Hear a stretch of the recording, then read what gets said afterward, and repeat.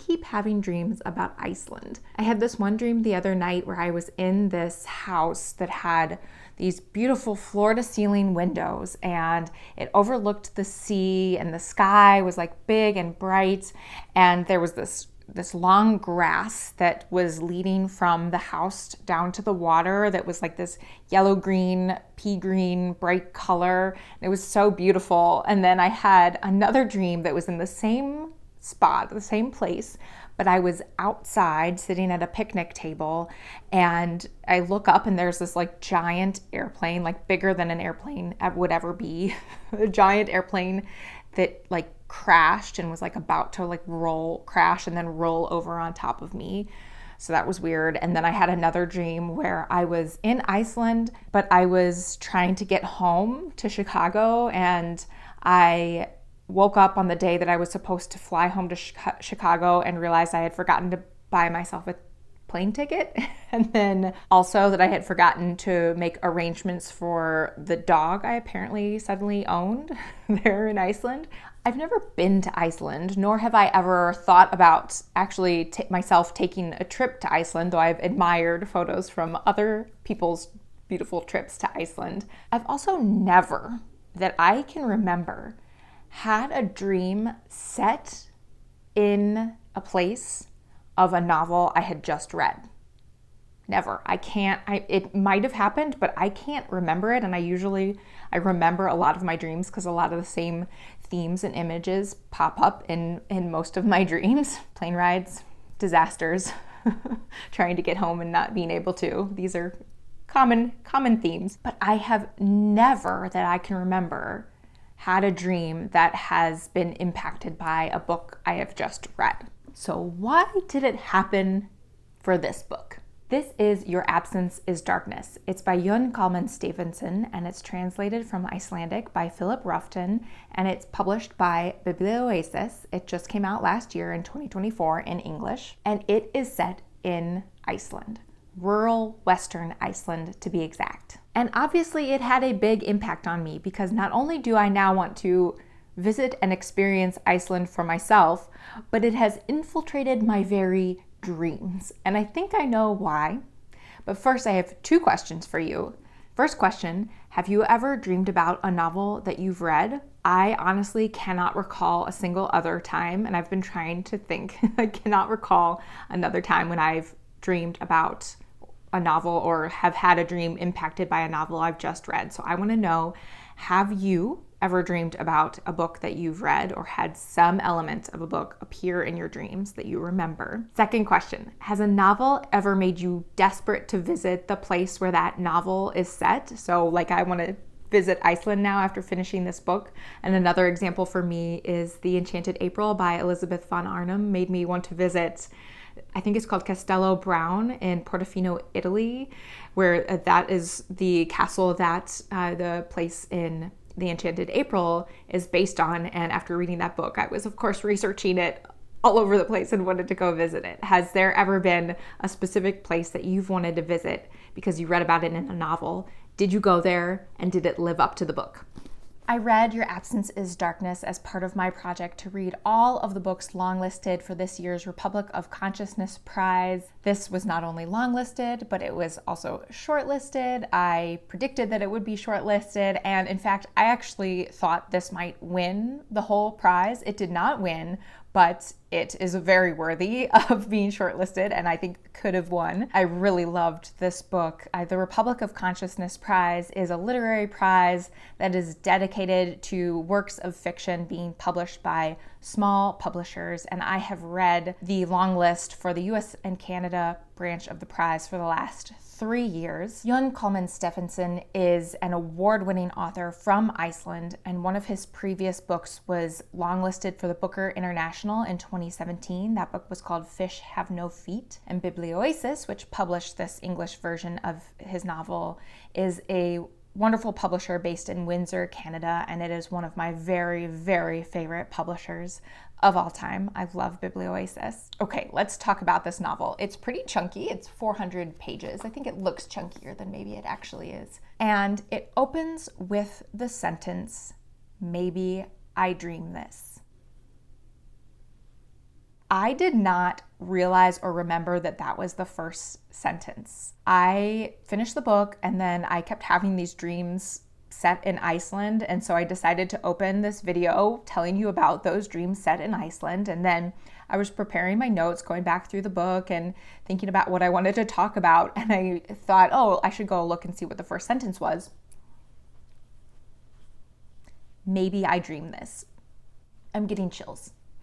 The narrator of Your Absence is Darkness is a man who wakes up in a church with no memory of who he is or where he is. He's alone in the church except for one other person, another man who is sitting there, and the narrator thinks at first that maybe he's a priest or maybe he's the devil. The narrator gets up, he leaves the church, and he finds himself in this rural community in western Iceland, and he right off the bat meets a woman who he doesn't know because he doesn't have any memory, but she knows him and she greets him like he's this long lost friend who's just returned from some long journey. And as the narrator spends more time in the area and meets more people in this community, including this woman's sister, he discovers that many of them know who he is, but he doesn't want to admit that he doesn't know who he is, so he doesn't tell him that he has no memory. He's afraid to admit to them that he has no memory of who he is. And as the novel progresses, the narrator doesn't really piece together who he is. What he pieces together is who they are, who these people are in the community. Because the people he encounters all start to share their life stories with him. And without really realizing it in kind of a very dreamlike way, he starts to write down those stories. And then he starts to write down not just their stories, not just the stories of the people he's meeting, but the stories of their families, until he has created this full portrait of the people in this community going back several generations. All the while, the mysterious old devil, the guy who was in the church at the very beginning, keeps appearing and keeps egging the narrator on and giving him all these cryptic warnings and instructions. The star of the show in this novel is definitely the people of this community. Many of them are sheep farmers, there's an innkeeper, there's a tree farmer, and the narrator describes them in such beautiful detail. There are incredibly sweet and heartwarming love stories, like with every family and every generation, there are these beautiful love stories. And then there are stories of heart-wrenching loss as well, loss and death. Sometimes these love stories and these lost stories are like within pages of each other, and there's lots of death, lots of sex, but also lots and lots of literature and music, a whole lot of references to music. And in fact, there is a playlist at the end of this book, and I'll leave a link to the Spotify playlist below because music plays a huge role in this novel. And that's going to come up for another book on the shortlist too, which is so fun. But of course, there is another star of the show in this novel, and that is Iceland itself. There are stunning descriptions of the place this community calls home. So I want to read just one short passage from the novel that I thought was beautiful. And this is just an example of some of the beautiful descriptive writing in this book. Heath. It's a beautiful word, but heaths are the places where the land rises as if out of a desire for the sky. A beautiful word, though sometimes meaning the same as loneliness, bad weather, hardship, and fog you get lost in. But it also means freedom, tranquility, and dreams.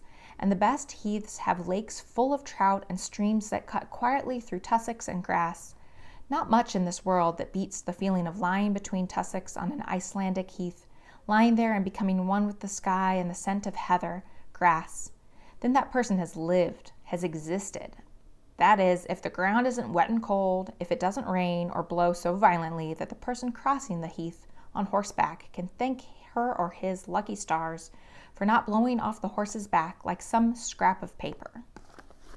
I told you in my last video, if you watched it, and I'll leave a link below in case you want to check it out, but I told you in my last video that the book Melville, also longlisted, shortlisted, and winner of the Republic of Consciousness Prize, has influenced the way I have read every book since, and that this is no exception. That includes the way I read Your Absence is Darkness. My main takeaway from Melville that I mentioned in that video, my main takeaway was that Storytellers wield immense power. Storytellers can bend reality. Storytellers can invent truth. And I think Your Absence is Darkness takes that idea that storytellers wield immense power and twists it. So while storytellers wield this immense power, storytellers are also somewhat powerless against the story itself. In this book, the storyteller is a narrator who doesn't know who he is. The narrator seemingly has no control over the stories he is writing, over the stories he's coming up with. They come from somewhere deep in his subconscious. And that's probably, I'm guessing, why the same themes of loss, love, sex, death, literature, music keep coming up again and again in every story of every family of this community. The same themes in every subsequent generation, because those are the obsessions that live deep within the storyteller himself, and he cannot escape them. So the question by the end of the book becomes, what level of control can he exert over these stories? Can he change them? Can he direct them? Can he be more conscious of how he is creating them? Or is it the stories in the end that create him? And I think this speaks to the way Stefánsson writes fiction. He has said in interviews that he doesn't necessarily plan what he's going to write before going into it. In one interview that I'll link below, he says, "I'm very glad that when I start to write a novel, I have no idea what kind of novel I'm going to write." So the novel kind of creates itself from him, but not necessarily by him, if that makes sense. And in a way, that's kind of like a dream, isn't it? We don't consciously create our dreams. At least I don't. I don't have that power. But they are created from us. They contain elements of us, elements from our day, elements from our fears, elements from our desires. What I especially love about this is that's how I write too. I never know where I'm going when I start writing.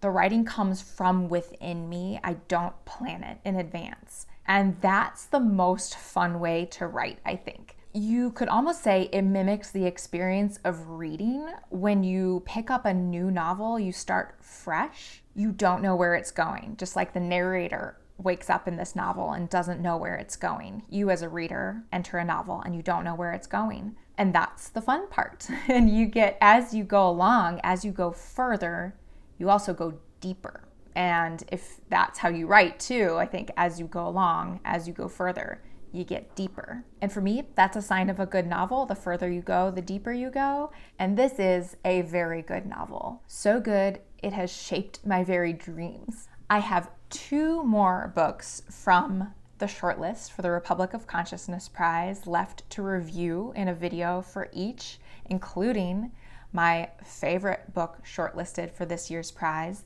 As amazing, and I've said this before for other books on the shortlist, as amazing as this book was, it wasn't even my favorite on the shortlist. That's how good this year's shortlist was. So stay tuned for those 2 remaining videos. I also have 2 stacks of books. One is the most of the shortlisted books for the UK branch of the prize. The original Republic of Consciousness Prize started in the UK, and I have most of this year's shortlist and can't wait to read that. I also have a stack of books that were nominated for the US and Canada prize that didn't make it to the long list because the judges for this year's prize were open enough to share all of the books that were nominated, which is so cool because I've already found a bunch of gems from that nomination list that didn't even make it to the long list.